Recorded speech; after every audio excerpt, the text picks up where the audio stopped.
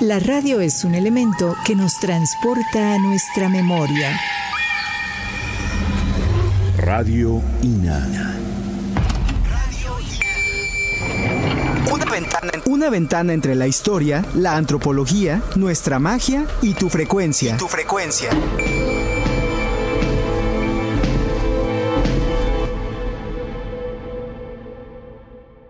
¿Qué tal, amigos? Muy buenos días. Esto es Radio INA. Nos encontramos aquí en la conducción Rita Abreu, Yuriria Contreras del otro lado del estudio y un servidor, Juan Stack. Conaculta y el Instituto Nacional de Antropología e Historia los invitan a acompañarnos en la emisión de este programa, en el que hemos invitado a la doctora Angelina Macías Goitia. Buenos días, Angelina, gracias por estar aquí. Al contrario. Un placer que nos acompañe y nos comparta sus experiencias arqueológicas. Gracias a ustedes. Antes que nada, para nuestro amable auditorio me permitiré proporcionar algunos datos biográficos de nuestra especialista a manera de introducción. Sí.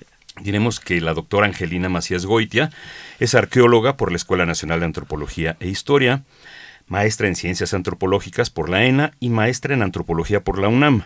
Y hay que decir que en 1997 obtuvo su doctorado en Antropología con mención honorífica en la UNAM. Hizo algunos estudios adicionales de 1956 a 1960, estudió arquitectura en la entonces Escuela Nacional de Arquitectura de la UNAM, ahora facultad. De 2000 a la fecha ha hecho cursos de especialización de las culturas faraónicas, ahorita veremos por qué, sobre historia, literatura, arquitectura, arte, lectura y traducción de los jeroglíficos del Imperio Nuevo, con especialización en la dinastía número 18. En el pasado estuvo como investigadora del Museo Nacional de las Culturas del INA. Fue fundadora del Centro Regional INA en Michoacán y después directora del proyecto arqueológico Cuenca de Cuitzeo. A la fecha es investigadora titular C en la actual Dirección de Estudios Arqueológicos del INA. Ha hecho trabajos de campo en Comalcalco, en Santa Cecilia Catitlán, Tenayuca, Teotihuacán, Zacatenco, Ticomán, El Arbolillo, Guayangareo, Guandacareo, Copándaro, Epifanio Cepérez, Tres Cerritos y Barranquilla Grande, en Michoacán, como parte del mencionado proyecto Cuenca de Cuitzeo, del que ella fue titular. Y en el extranjero, también ha hecho arqueología en el extranjero, en Perú, en el área central andina, con el arqueólogo Luis Lumbreras de la Universidad de San Marcos de Lima, Perú, y en el altiplano de Nariño, en Colombia. La responsable era la arqueóloga Angelina Macías Goitia, precisamente por un convenio que se hizo con el Instituto Nacional de Antropología e Historia. Y lo relevante, y por lo que es el motivo de nuestra conversación del día de hoy, es porque de 2005 a la fecha ha estado trabajando en investigaciones y trabajos de campo en la tumba tebana, se le llama tumba, aunque ya nos aclarará esto sobre si es o no es tumba, Tebana número 39 en Luxor, en Egipto, como directora de arqueología de la primera misión arqueológica mexicana en Egipto. En la ENA, trabajos de Sudamérica con valor para maestría en arqueología, ha impartido seminarios, cursos intensivos sobre arqueología de Sudamérica en el Museo Nacional de las Culturas, en la Universidad Autónoma de Nayarit y en la de Guadalajara. Publicaciones, más de 40 artículos, mesas redondas, homenajes para la Enciclopedia de México, revistas científicas y 17 libros publicados por el INA. Hoy vamos a hablar precisamente sobre la primera misión arqueológica mexicana en Egipto. Y antes de enfocarnos en los trabajos de esta misión, le quisiera pedir a la doctora Angelina Macías que nos platique cómo ha estado conformándose el equipo que ha ido a Egipto y cómo se ha logrado tener la concesión de que un equipo mexicano trabaje allá. Buenos días de nuevo, bienvenida. Gracias. Bueno, después de un largo periodo de búsqueda del personal idóneo, en 2001 se conformó un equipo multidisciplinario con investigadores procedentes de varios centros docentes y de investigación. Originalmente este equipo contó con 10 miembros, uno en arqueología, yo, 3 en arquitectura, 3 en restauración, también de Lina, ¿sí? Más la fotografía, la logística y la dirección del proyecto, que era también la coordinación con el Supremo Consejo de Antigüedades de Egipto.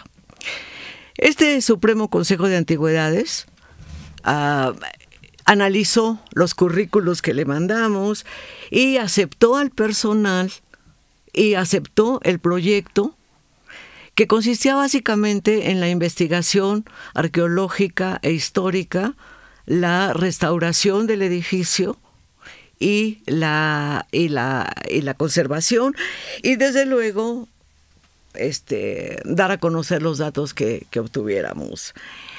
Entonces, la organización para que este equipo se formara, para que esto se lograra, fue de la Sociedad Mexicana de Egiptología, con el aval académico de la Universidad del Valle de México y con el apoyo del Instituto de Antropología. Nuestro mejor argumento fue la gran calidad de los investigadores, reconocidos universalmente, principalmente en arqueología y en restauración. Sin embargo, para corroborar esa calidad que nosotros asegurábamos que teníamos, vinieron a México el director general del Supremo Consejo de Antigüedades, que era el doctor Zahi Hawass, con varios de sus arqueólogos, y visitaron México y se quedaron verdaderamente encantados y sorprendidos del trabajo que se ha hecho en los sitios arqueológicos de México. Finalmente, en 2004, ya nos avisaron se tomaron su tiempo, nos avisaron que estaba aceptado el personal, que estaba aceptada, que nos habían asignado la tumba que habíamos solicitado, perteneciente a un personaje de muy alto rango llamado Puyenra. Así es de que fuimos al Supremo Consejo de Antigüedades en el Cairo y aceptamos la encomienda con todos sus reglamentos. Firmamos el convenio y nos convertimos así en la primera misión arqueológica mexicana trabajando en Egipto. ¡Qué maravilla! Sí. Felicidades. ¿Y qué le parece, doctora, si empezamos por que nos descubra cómo es esa zona? ¿Por qué solicitaron esta tumba número 39, la tumba tebana 39? ¿Cómo es Luxor? ¿Ahí está la tumba? No, el marco geográfico está muy cerca de Luxor. Está en el lado occidental del Nilo, en la montaña de Tebas. Esta montaña tiene muchos valles, entre los que nos suenan más es el Valle de los Reyes, el Valle de las Reinas, el Valle de los Nobles, llamados así por la categoría de los personajes que están enterrados ahí. Entonces, nuestro personaje está enterrado en el Valle de los Nobles, muy cerca de los templos funerarios de Mentuhotep, que fue dinastía 4, de Hatshepsut y de Tutmés III, que fueron dinastía 18. Esta montaña de Tebas es de los grandes, tal vez el más grande sitio funerario del mundo, ¿no? Es verdaderamente impresionante la cantidad de tumbas que tiene de todas las dinastías, excepto tal vez de las primeras 3 que se encuentran en Saqqara, en las pirámides de Saqqara, ¿no? Es una zona absolutamente desértica, con muchas complicaciones para excavar, porque es piedra caliza en la que se está trabajando ahí. Ese es en cuanto al contexto geográfico de nuestro edificio. Si quieren, de una vez les doy el contexto histórico, cronológico. Adelante, claro que sí. Una dinastía, por ejemplo, ¿cuánto dura? Depende, varían muchísimo. Pero, por ejemplo, la dinastía donde estamos trabajando nosotros, que es la dinastía 18, porque dentro de este gran periodo faraónico que duró 30 dinastías, en más de 3,000 años, un periodo sobresale por sus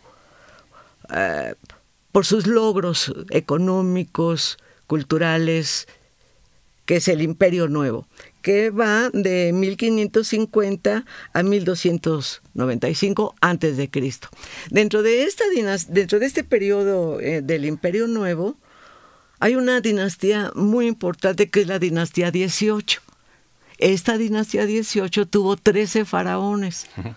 O sea que cada dinastía varía de número de faraones. Esta dinastía tuvo 13 faraones, entre ellos Hatshepsut, que es la única mujer que ha gobernado como faraón en Egipto. Reinas hubo varias, pero como faraón solamente Hatshepsut. Bueno, ¿por qué logró ser faraón? Pues por su gran capacidad intelectual y el alto linaje que poseía, ¿no? Y en esta época de la dinastía 18, de grandes logros culturales y socioeconómicos, vivió el personaje al que perteneció el edificio que estamos trabajando, Puyem Ra, que significa el que está en Ra, o el que pertenece a Ra, entendiéndose Ra como el dios Sol. El Sol. Sí. Uh-huh. Entonces estamos hablando de la dinastía 18, ¿cuántos años duró? Ya dijo que 13 faraones, pero más o menos ¿cuántos años? De 1550 a 1295. Como 300 años, digamos. Con 13 faraones, sí. Muy bien. ¿Qué características culturales y socioeconómicas tenía esta dinastía que dice que era muy poderosa en este periodo que vivió Puyem Ra? ¿Él fue el personaje más importante de esta dinastía, de estos faraones?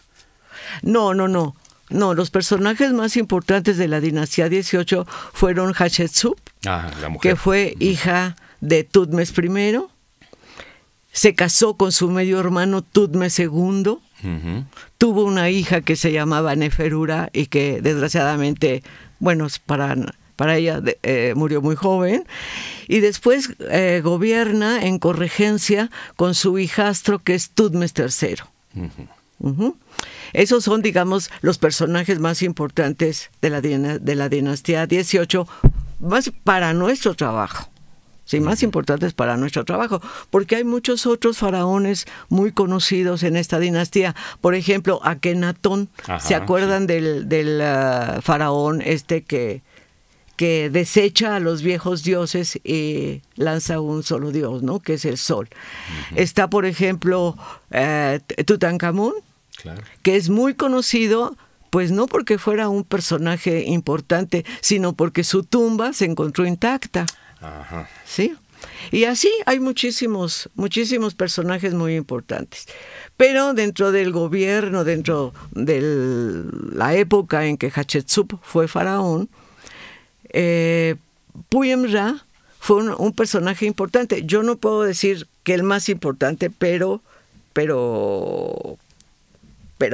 sí fue muy importante, ¿no? Era un noble. Sí, era un noble.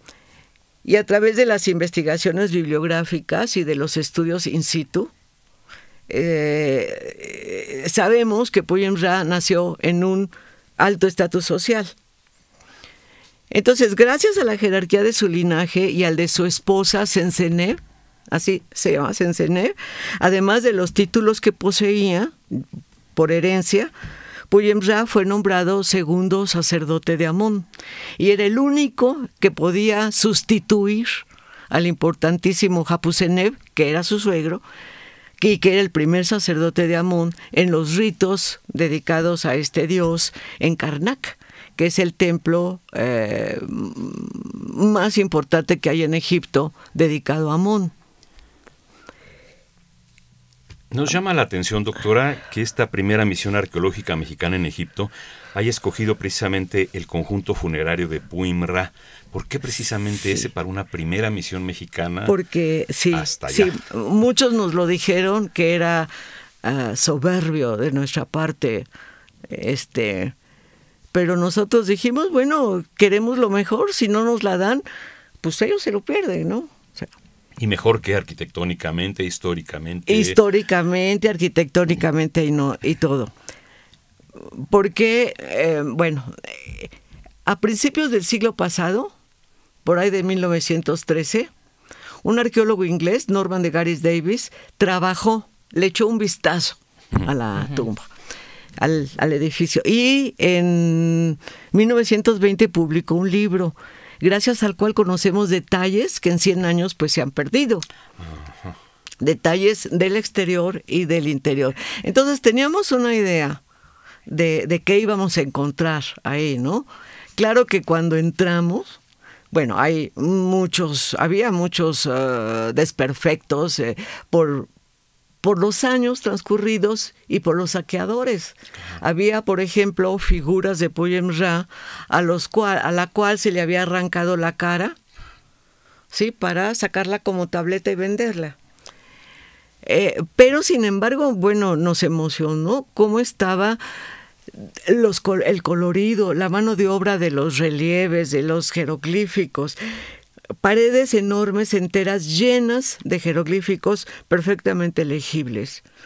¿En el libro de este arqueólogo inglés era solamente descriptivo o traía dibujos? Sí, solamente descriptivo con algunos dibujos. Algunos dibujos. Sí, con algunos dibujos, y yo creo que también ahora que estamos ya adentrados en la tumba, muchas cosas inventadas. Sí, seguramente no tuvo el tiempo de estudiar, pero además estamos hablando que la arqueología hace más de 100 años, pues como que todavía no, ¿verdad? Justo ahorita 100 años, ¿verdad? 1913, 2013. Sí, 100 años exactamente. Sí.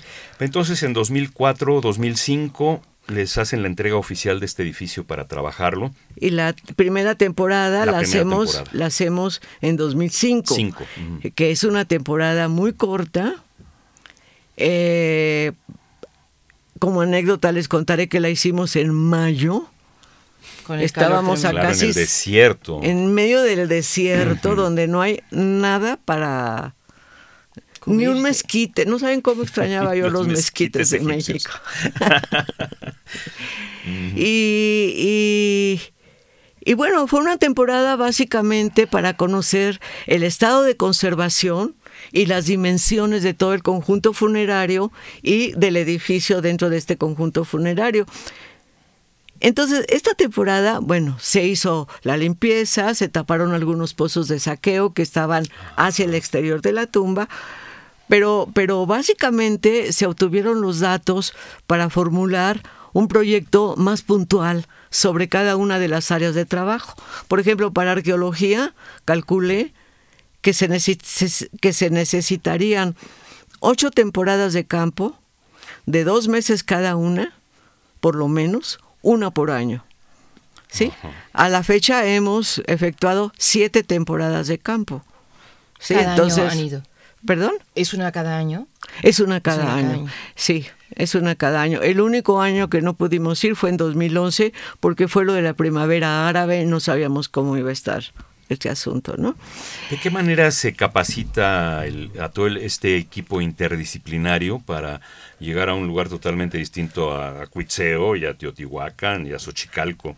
¿No? Llegar ahí con Poyem-Ra a su conjunto funerario. Bueno, la arqueología es una disciplina de la antropología cuyos métodos y técnicas de investigación son perfectamente utilizables en cualquier lugar del mundo y en cualquier área geográfica, porque en cualquier lugar del mundo el interés del arqueólogo es obtener los datos para lograr entender una sociedad del pasado. ¿Sí? Entonces, bueno, tenemos varias fuentes para la obtención de estos datos. La más conocida es cuando a través de excavaciones controladas estratigráficamente se obtienen elementos, datos, objetos, que una vez analizados en laboratorio nos dan una perspectiva de lo que estamos estudiando. Pero otra fuente muy importante es la fuente iconográfica y epigráfica, en lugares donde esta se ha conservado, por ejemplo, Teotihuacán, por ejemplo, el área maya, ¿sí? Todo el área maya, y desde luego el Egipto faraónico. ¿Sí? Y bueno, yo no sé si en este momento podría contarles un poco acerca de un panel de jeroglíficos que a mí me tiene emocionada. Yo creo que sí es el momento, porque bueno, queremos pensar que en esa primera misión ustedes realmente descubren la tumba, ¿no? Sí, sí. Y se llevan las sorpresas de las dimensiones verdaderas. No sé si todo esto está bajo tierra. No está, es de las pocas tumbas que están al nivel del piso, ¿no? Uh-huh. Entonces, el conjunto funerario es enorme. Tiene una explanada de 20 metros de ancho, que es el ancho de la fachada de la tumba, por un largo de más del doble. Todo esto ya quedó limpio y se ve perfectamente, porque no se veía la fachada de la tumba. Dentro del edificio hay 3 recintos o cámaras que llamamos por su ubicación: Cámara Norte, Cámara Central y Cámara Sur, a las cuales se accede por un corredor de 4 metros de ancho por los 20 metros de largo, ¿no? Entre esta gran explanada exterior y el área ritual del edificio hay un vestíbulo que posiblemente estuvo techado, porque están los restos de las columnas, que posiblemente estuvo techado, y que era pues el área de transición entre la explanada de las fiestas civiles y religiosas tebanas y el área ritual funeraria del edificio, ¿sí? Entonces, a partir de la fachada, todo el edificio, si las 3 cámaras y el corredor, están excavadas en un cerro que se llama Jojá, que es un cerro de piedra caliza. O sea, la piedra caliza es muy deleznable, se fractura con una facilidad impresionante, ¿no? Entonces, en ese sentido, la tumba estaba bastante destruida, ¿no? Y entonces vimos que cada una de las cámaras tenía una iconografía y una epigrafía y una construcción diferentes de acuerdo a qué fueron dedicadas. Por ejemplo, la Cámara Norte es básicamente la cámara funeraria. Es una cámara que tiene como 5 por 6 metros, o sea, es una gran cámara. En las paredes, con unos colores bellísimos y llena de jeroglíficos. Hay todavía color. Mucho color. Ajá. Padrísimo. Entonces está la procesión funeraria de Puyem Ra, está el dosel con el ataúd de Puyem Ra, está su ajuar funerario, mesas, sillas, etcétera. Está la caja con los vasos cánopes. Y están los ancestros que lo están acompañando al más allá. Uh-huh. ¿Sí? ¿Qué son los vasos cánopes, perdón? Los vasos cánopes son recipientes generalmente de alabastro. Uh-huh. Depende del estatus social de cada muerto. Uh-huh. En los que se colocan los órganos que se extraen del cadáver, pero ya momificados. Uh-huh. Entonces son 4 vasos cánopes que contienen los pulmones, el intestino, el estómago. Ahorita me acuerdo del otro. Uh-huh. Bueno, entonces esos 4 vasos cánopes los ponen en una caja especial y se entierran junto con el cadáver, ¿no? Con la tumba. Es increíble que para los antiguos egipcios no contaba ni el corazón ni el cerebro. Ah, qué curioso. Sí, el corazón se lo dejaban ahí, le ponían todo tipo de amuletos, principalmente ojos de Dios y todo esto, sobre el corazón. Uh-huh. ¿Sí? Y el cerebro se desechaba. Sí, para ellos lo importante era esto, ¿no? El resto de las vísceras. El resto de las vísceras. Bueno, esos son los vasos cánopes.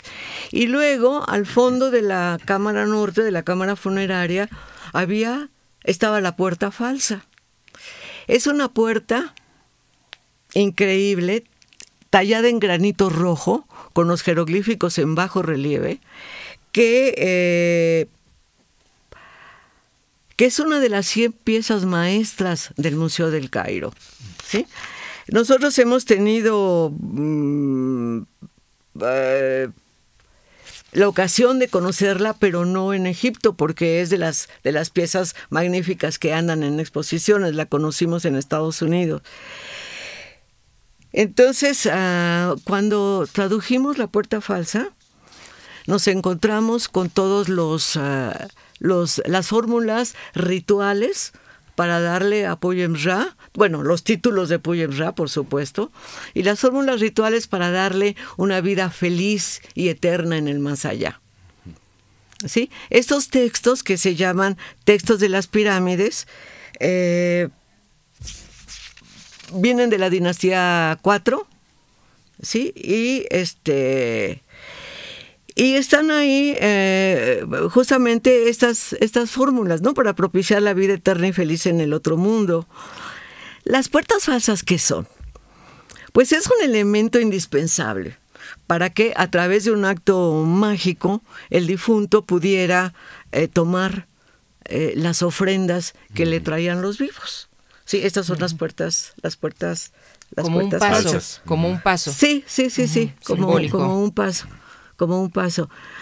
Aquí tengo lo de los vasos cánopes. Es hígado, pulmones, intestino y estómago. Esos son los que valen. Hígado, pulmones, intestino y estómago. Bueno. Sí. Bueno, luego, esa fue la cámara norte. Luego, la cámara sur fue básicamente la cámara de las ofrendas. Tiene al fondo un nicho bellísimo, donde se colocaban las ofrendas, y en las paredes están los hijos y los nietos de Puyem Ra identificados con sus nombres, que van cargando las ofrendas para colocarlas en las mesas de ofrenda. ¿Sí? Pero la cámara que es verdaderamente impresionante es la cámara central. Aunque está dentro de este conjunto funerario, su ubicación, su diseño, su iconografía nos indican que en realidad se trató de un templo funerario. Dentro de su iconografía está escrito que esta cámara se llama Perneter, que significa la casa del dios. O sea, ¿sí? Bueno, esto está corroborado con un nicho que está al fondo de la cámara. Si las cámaras, esa es la cámara más grande, tiene como 1 metro más que la cámara norte, que le dije que era como 5x6, ese es un poco más grande. Y el pasillo, el que une a las tres cámaras, también está lleno de unas escenas maravillosas, pero de la vida ritual y de la vida cotidiana de Puyem Ra, de Senseneb, de sus escribas. Se nota una estratificación social bárbara. Tenemos a los capataces golpeando a gente de menor jerarquía con un palo, ¿no? En el vestuario se nota perfecto. Tenemos a los escribas, por ejemplo, muy bien vestidos con sus implementos de trabajo, la tablilla y el pincel, que están incluso identificados con su nombre. Sabemos, por ejemplo, que este se llama User, que este se llama Amenhotep. O sea, están identificados por sus nombres, ¿no? Está el control del ganado y de todo lo que le llevaban a Puyem Ra como segundo sacerdote de Amón para el clero de Amón. Si él lo recibe, lo contabiliza y lo entrega al templo. Y en ese maravilloso corredor, que yo quisiera quedarme a vivir ahí, con lo primero que el visitante se topa es con una enorme figura de Puyem Ra, de pie, con su bastón de mando, ¿sí? Y que está precediendo un panel lleno de jeroglíficos, que aunque estaba en mal estado y maltratado, logramos ir columna por columna leyendo los jeroglíficos, y a mí me parece de lo más interesante del mundo que les diga cómo escribían en la dinastía 18. ¿Les parece bien? Ay, por Claro que supuesto. sí. Y que nos diga también después cómo se traducen esos jeroglíficos, que no debe ser nada sencillo. Dice Yuriria, lo dice usted como si fuera muy sencillo, y tradujimos los jeroglíficos egipcios, sí, pero... No es nada sencillo. Y es tan apasionante que se le va a uno la vida. Si se sienta uno con un texto en jeroglíficos y libros, diccionarios, etcétera, etcétera, etcétera, y cuando se da cuenta ya pasaron 3 días. Sí, es muy, muy, muy apasionante. Y cuando logra uno entender una frase, bueno, es Es maravilloso, la verdad. Bueno, compártanos entonces, ¿qué decían? Bueno, en la columna 1 dice, no les voy a ir diciendo columna por columna, se los voy a leer por corrido. El que está al frente de los nobles, portador del sello del norte, gran compañero, Horus de los dos horizontes, gran Dios, Señor del cielo. Yo he venido desde mi provincia hasta tus ciudades. Yo he hecho todas tus alabanzas. Esto ya lo está diciendo Poyemra.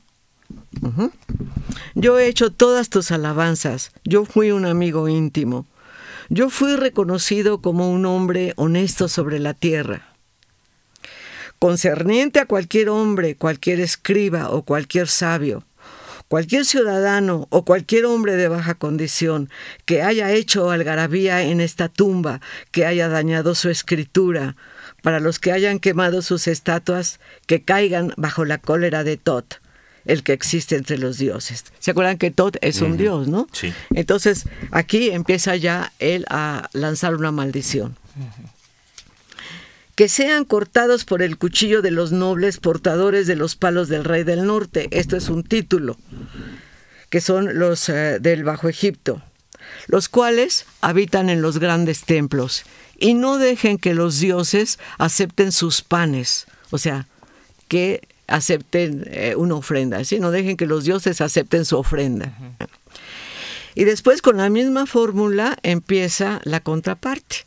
Concerniente a cualquier hombre, cualquier escriba, cualquier sabio, cualquier ciudadano, o cualquier hombre de baja condición que entre a esta tumba, que hayan visto qué hay adentro de ella, que hayan protegido su escritura, que hayan mostrado respeto a sus estatuas y que hayan dicho: ofrenda que da el rey, miles en pan, cerveza, aves, carne, miles de las ofrendas requeridas y provisiones, miles de todas las cosas buenas y puras para el Ka del dueño de esta tumba, el Padre Divino, Poyemra, justificado. Él será el más anciano de su ciudad. O sea, vivirá muchísimo, ¿no? Él será el más anciano de su ciudad, el venerado en su villa. Viendo que yo soy un noble excelente, quien dice lo que es bueno y repite que ha sido amado, un hombre poderoso y de carácter, como lo dice su Señor, quien edificó millones de templos. Hice fiesta dirigiéndome a las imágenes secretas del Dios. Vivo para el hambriento. En mi distrito, yo soy grandemente amado, amable, el que ama a los habitantes de su ciudad. O sea, modesto no era, ¿eh? Yo fui grande entre los grandes, noble para el rey a quien él ama. Yo no me enemisté ni dañé decretos. Nunca hice daño a mi soberano, derribando los muros de sus templos. Yo acumulé mis pertenencias en mi tumba. Pero es como leer un libro de corrido, o sea, así, no son símbolos aislados. Así redactaban en 1500 años antes de Cristo. Por eso me refería hace rato a la preparación que requieren ustedes para leer. Bueno, están los epigrafistas, están los que leen los jeroglíficos, pero ustedes necesitan una capacitación especial para entender todo esto. Nosotros toda la vida, bueno, nosotras somos la directora del proyecto, que es una excelente epigrafista, y yo. Nos juntamos todas las semanas trabajamos en jeroglíficos, ¿sí? Los demás, pues por razones de tiempo, de interés, no le han entrado tan fuerte a los jeroglíficos, pero la directora del proyecto y yo hemos estado traduciendo la tumba y vamos, la verdad, bastante avanzadas. ¿Y es Gabriela Arrache? Sí. Ajá. Bien. Sí, pues Gabriela, es toda una especialidad, ¿no? Pues sí. Aparte de toda la arqueología, sí, ¿no? Sí, absolutamente. Entonces, bueno, hemos tomado clases con especialistas que vienen de Londres, de España. O sea, tenemos ya... Porque empezamos a trabajar en 2005 en la tumba, pero la preparación empezó... mucho antes. Como 10 años antes. Yuridia nos preguntaba sobre la preparación que se requiere para trabajar en condiciones tan áridas como es el desierto, en esas fechas, en esas condiciones, sin un mezquite, que no es lo mismo que la selva lacandona. Sí. Y con peones. de lo más amables y lindos del mundo, pero que solamente hablan árabe, ¿sí? Y nosotros de árabe, pues fuera de una o dos palabras que podemos utilizar, pero el lenguaje universal de las señas es maravilloso. Y la gente de Egipto, aparte de ser amable y gentil, dadivosa en todos aspectos, ¿no? Tienen una capacidad y una retentiva y hacen un esfuerzo enorme por entender, ¿no? Por ejemplo, si yo le digo a un peón, mira, en español, claro. ¿sí? Mira, de aquí a aquí vas a excavar así de profundo y te vas a ir derechito hasta allá.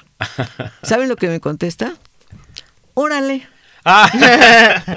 Porque ellos también van aprendiendo. Sí, así como nosotros estamos aprendiendo, ellos están aprendiendo de nosotros, ¿no? Claro. Yo en la primera temporada, la verdad, iba con pánico, porque pensaba, ¿cómo me voy a comunicar con esta gente? Y fue tan fácil, ¿no? Hay cosas que... por ejemplo, yala, que decía, apúrate, ¿no? Yala, o suaya, con calma, cuando están excavando y se pican, ¿no? Suaya, sí, vete despacito, ¿no? Y así por el estilo. Ahora, en cuanto al ambiente, al clima y demás, sí, es difícil. Pero uno va como mentalizándose, ¿no? Desde que va aquí. Entonces... La ventaja de trabajar en el clima tan desértico es que uno nunca está mojado. Y entonces el sudor se evapora y le produce frescura, una cierta frescura. Yo aguanto mucho más los 45 grados de Egipto, de ahí de la tumba, que los 33 de aquí de México, que están llenos de sudor y de humedad y de todo esto, ¿no? Pero no se viste igual que se viste aquí. Allá tiene que ir vestida va más envuelta, así como se visten los árabes en las películas. No, a las misiones no nos piden esto. Claro que tratamos de llevar, de ser muy conscientes que estamos trabajando en un mundo musulmán. Entonces nada de shortcitos ni de eso, no, para nada. Ni permitimos que los visitantes lleguen escotados y con shorts y todo esto, no. Ahora, nosotros vamos pues como cualquier arqueólogo, ¿no? Con mezclilla o con pants y botas y una camisa cerrada y de manga larga porque hay que protegerse del sol. Y para protegerse la cabeza usamos los envoltorios, pero no por razones religiosas ni porque nos lo exigen, sino porque es mucho más cómodo. Usted también ha trabajado, doctora Macías, en el Cusco. Es otro entrenamiento a 3,000 metros de altura, en otras condiciones de humedad, sí. Perdón que me desvíe un poco, pero es por comparar. Y con la enorme ventaja del idioma, ¿no? Claro, en español.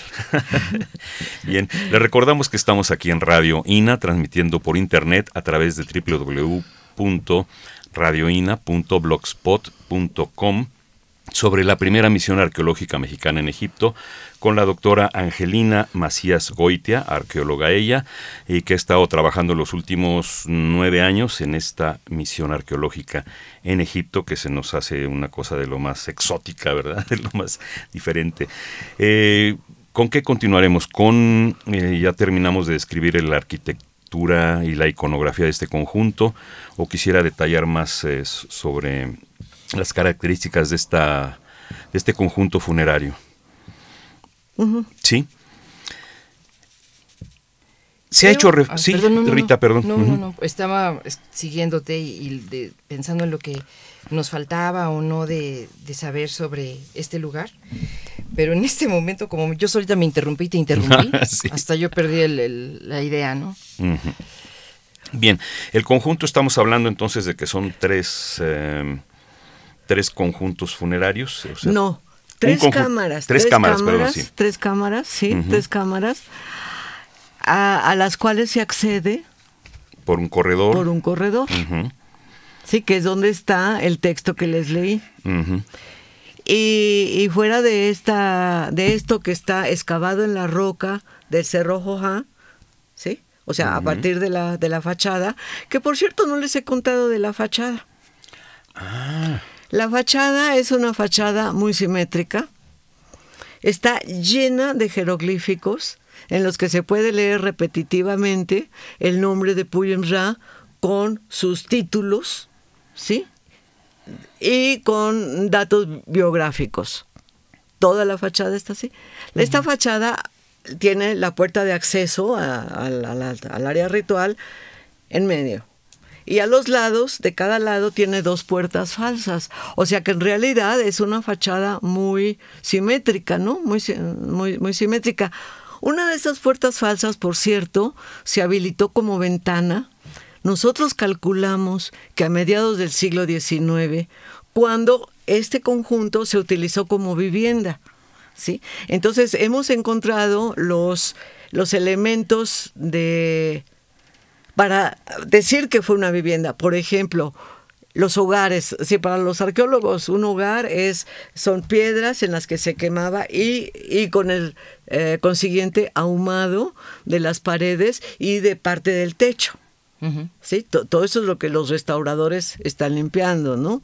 Y esa ventana le permitía que este enorme edificio, porque son 3 grandes cámaras funerarias, se dividiera y hubiera una luz a través de esta ventana, ¿no? Esa es la fachada. Y fuera de la fachada tiene 2 pilonos. ¿Se acuerdan que los pilonos es como la puerta de entrada de los grandes templos? Sí, son estos elementos trapezoidales que están a la entrada de los... Entonces, esta fachada tiene 2 pilonos que a mí se me hacía que porque los pilonos que vemos en Karnak o en otras ciudades están huecos y se utilizaban como lugares para almacenar las armas y cosas así. Yo pensé que sería el caso de la tumba de Puyem Ra, pero no, resulta que excavé uno de los pilonos y me encontré a escasos medio metro, excavé de arriba para abajo y me encontré a medio metro la roca madre del cerro que seguía, ¿no? O sea, al cortar la roca para hacer la fachada, se dejaron estos deslizamientos de roca por los lados.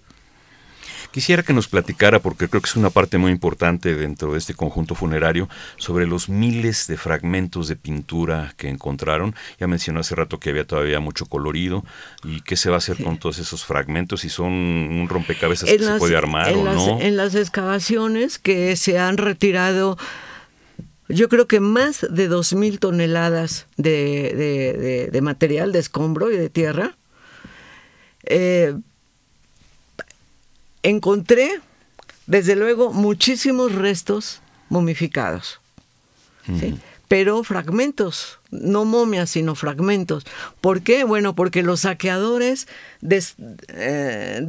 desmembran la momia para quitarle todos sus amuletos y todo esto, y las tiran. Sí, con los años, que se acuerdan que el saqueo faraónico empieza desde la época faraónica. Entonces, con los años, pues todo esto se fue cubriendo, ¿no? Y ahora nosotros, al quitar todo este escombro, encontramos montones de restos de momia. No logramos formar una momia entera, sino que eran pies de niños y tórax de hombre, ¿no? Cabezas, manos, así.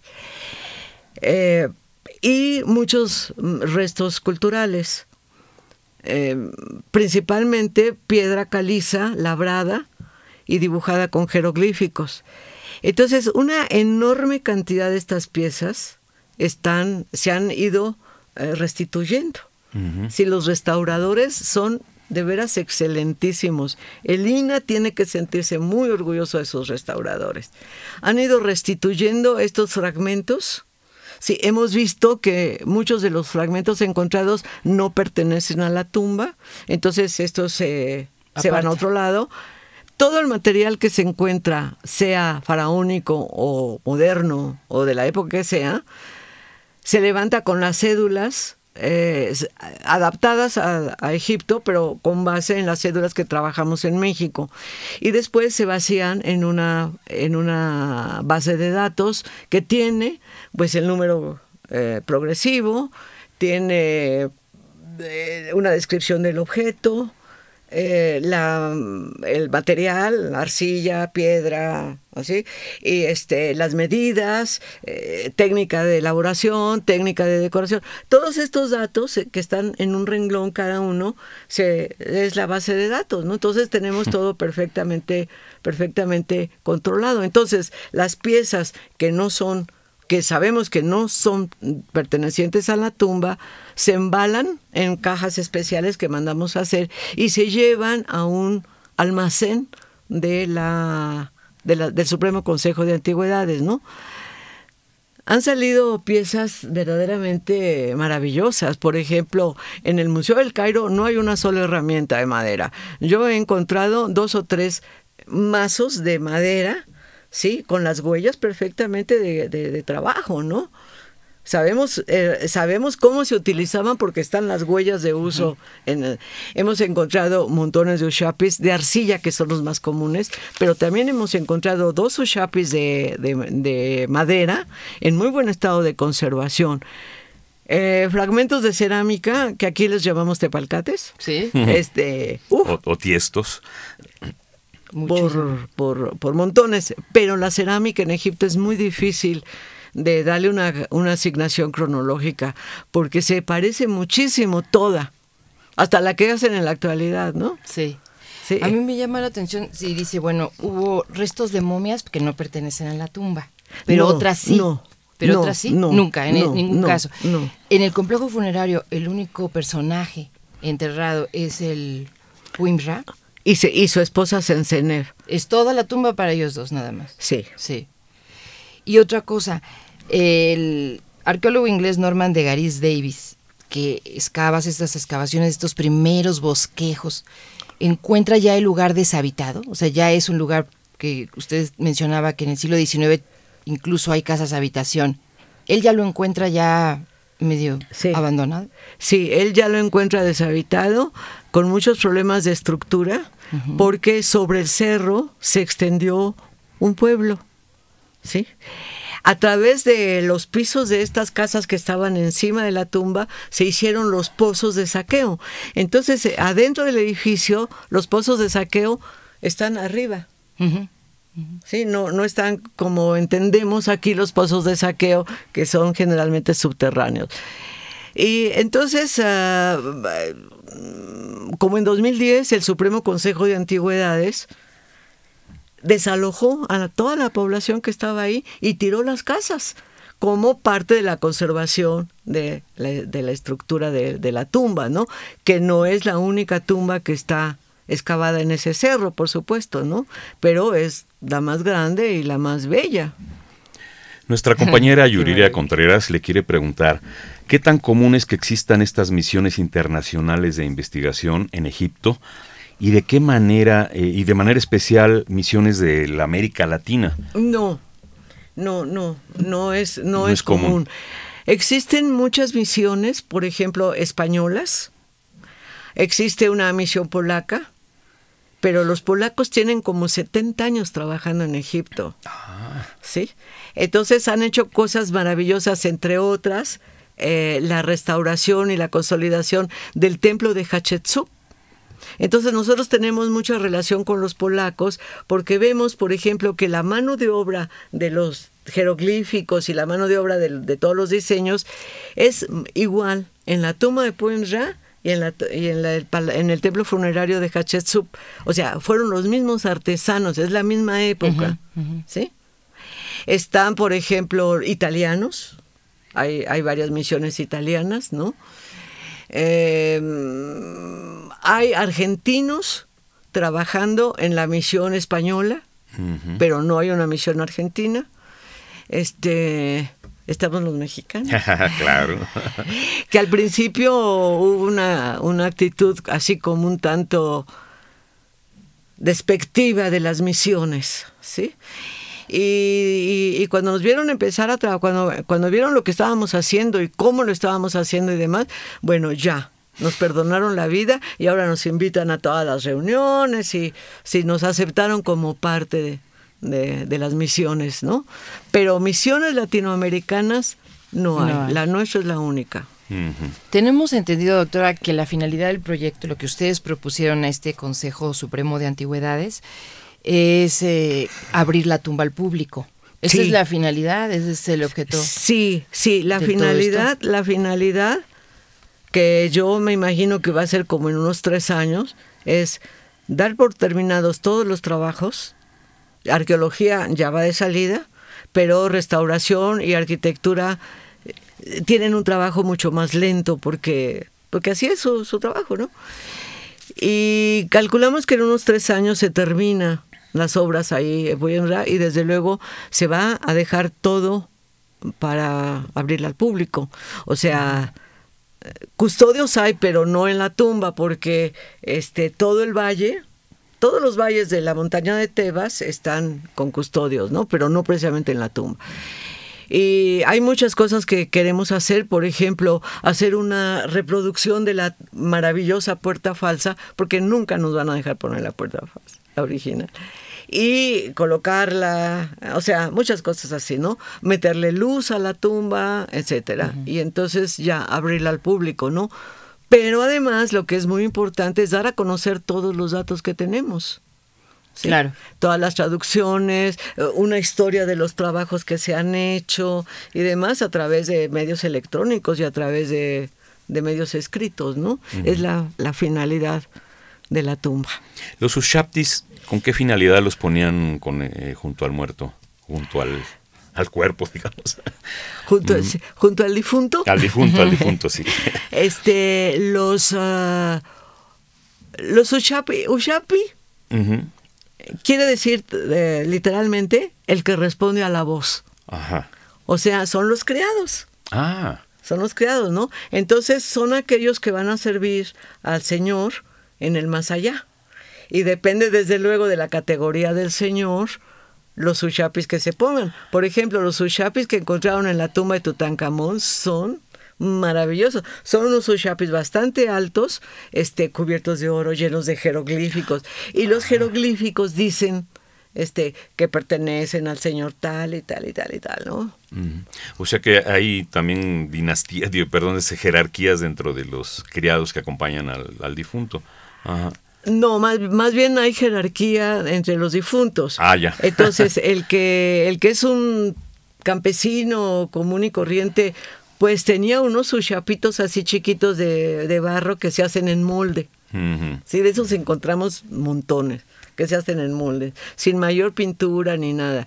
Ya categoría como de Poyenra, ushapis con un engobe azul. Y, en fin, varían, igual que todo el ajuar funerario, ¿no? Hay también de madera, ¿verdad? Sí, muy pocos, pero hay de madera. ¿Y de qué otros materiales mencionó? ¿Oro? ¿Alabastro? Arcilla principalmente. Arcilla, sí, y madera, arcilla y madera. Nos quedan 5 minutos de programa, de conversación, doctora Angelina Macías. ¿Con qué quisiera que abarcáramos, que se haya quedado ahorita guardado en el tintero, como se dice usualmente? Bueno, yo no sé si a ustedes les queda alguna duda. Pues quisiéramos ir. Sí, nosotros vamos a ser de los que dentro de 3 años. No, eso me parece perfectísimo. ¿Cuándo se va la próxima vez, por cierto?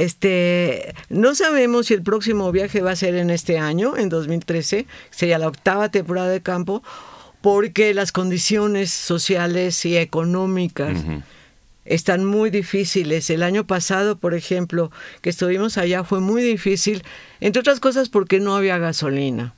Entonces, las filas de los camiones y camionetas y todo esto, para a ver cuándo había gasolina, abarcaban kilómetros en las carreteras, ¿no? Y la gente ahí se quedaba y dormía y todo, para ver cuándo llegaba tantita gasolina y podían cargar gasolina. Por lo tanto, no hay abastecimiento de alimentos y demás. No hay forma de atender al turismo, que ya no hay turismo tampoco, pero bueno, el poco turismo que hay. Y las misiones, pues sufrimos igual que la gente, todos. Nosotros como misión no vivimos en Luxor, vivimos en el lado occidental. Hay un pueblito que se llama Kurna, en donde hay casitas que alquilan. Nosotros alquilamos una casita y varios departamentos porque somos 10. Y entonces ahí vivimos, contratamos a un cocinero que cuando regresamos de trabajar pues ya tenemos la mesa servida, ¿no? Lo cual es maravilloso. Y en la tarde trabajamos en la base de datos, en actualizar las cédulas de los hallazgos obtenidos, en trabajar con los jeroglíficos, ¿no? Porque aquí trabajamos todo el año, todo el tiempo estamos trabajando con los jeroglíficos, pero de repente, oye, ¿qué dice aquí? No veo, no distingo qué es. Parece pollo. No, parece pato. No, a ver. Entonces llegamos allá a identificar, sí, a identificar en vivo, digamos, los jeroglíficos. Ese traslado que hacen es en un automóvil. Necesitan gasolina alquilamos una camioneta de estas enormes donde cabe un montón de gente y que nos espera allá y que nos ayuda, por ejemplo, a ir a traer agua para beber, a ir a comprar tal cosa que falta, claro, y todo, ¿no? Sí, porque estamos en medio del desierto total y absoluto, ¿no? Entonces dependen de la gasolina. Y tenemos un chofer que es maravilloso, ¿sí? Y que también entiende a señas, ya nomás le decimos... Y ya sabe que tiene que correr por agua porque nos estamos deshidratando. Egipto, las pirámides, los sarcófagos, los faraones, todo lo que nos ha platicado. Y nos pregunta Yuriria, ¿qué representa Egipto para un arqueólogo con toda la leyenda y toda la realidad histórica que rodea esa cultura? Hay mucho de mito, mucho de oropel, en fin, como que arqueología, Egipto. Para mí trabajar en Egipto... fue la cereza del pastel. Yo tengo 52 años trabajando en el instituto. Ay. Por lo tanto, pues como que me he recorrido bastante terreno, ¿sí?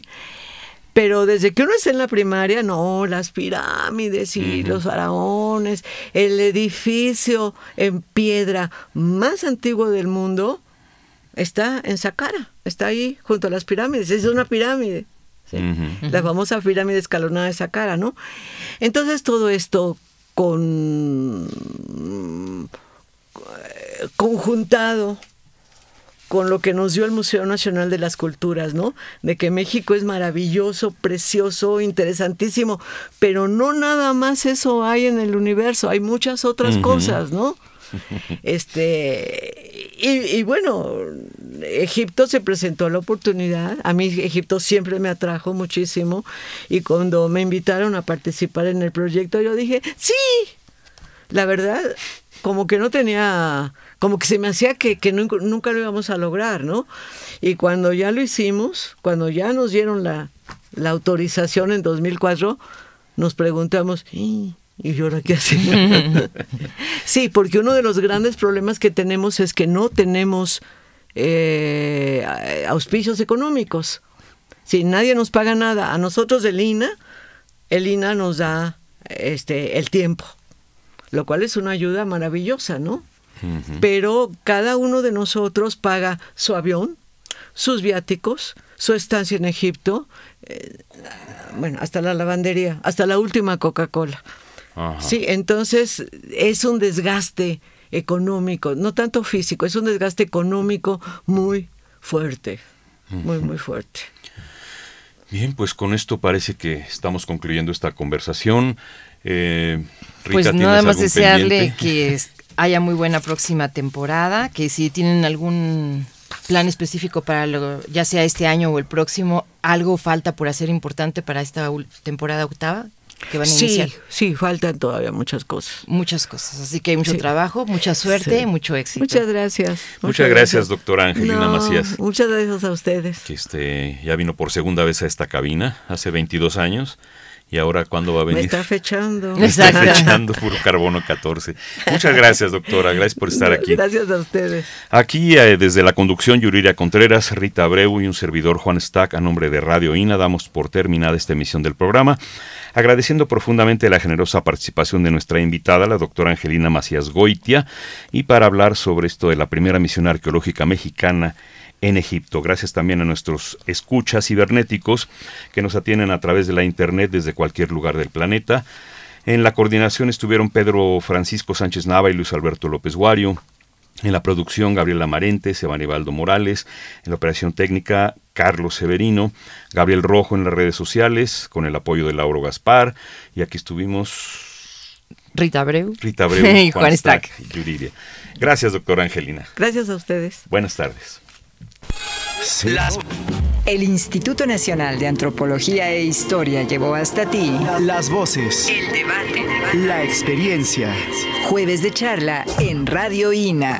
Jueves de charla en Radio INA. Te esperamos la próxima semana para charlar con otro de los personajes que le dan vida a la institución. Jueves de charla en Radio INA.